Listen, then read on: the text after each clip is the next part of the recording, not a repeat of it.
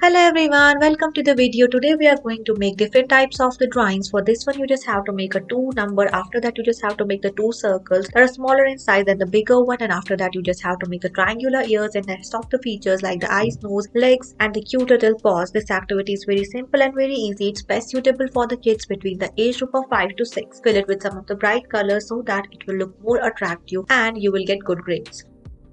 Let's move further and try to make this dog. For this one you just have to make some U shape that are 2 in number. After that a triangular shape at the center. Now you just have to make the D type of the shape from upper head, and the second area you just have to try to make this bone, and this activity is again very simple. You can make use of the pencil first, then the marker.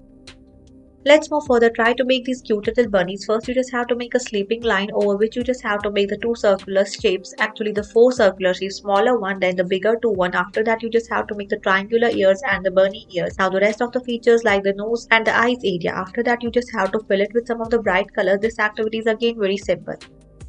Let's move further towards another activity. Here we are going to show you how we can make a fish. For this one you just have to make a smaller circle. After that you just have to make somewhat oval shape over which you just have to make the fins, and now you just have to make some of the scales. This is again very simple and very less time consuming activity. You don't need to fill it with some colors.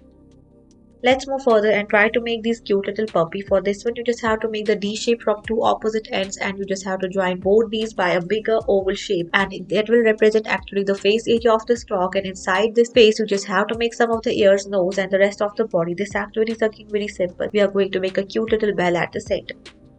Let's move further and try to make a cute little kitten. For this one you just have to make a circular shape. After that the 2 standing lines from both the ends. From the inner side you just have to make the paws. From the upper head area you just have to make the triangular ears, and the rest of the features are to be added like the whiskers and the eyes and the nose area. This activity is again very simple. Make use of some subtle colors to beautify this fish.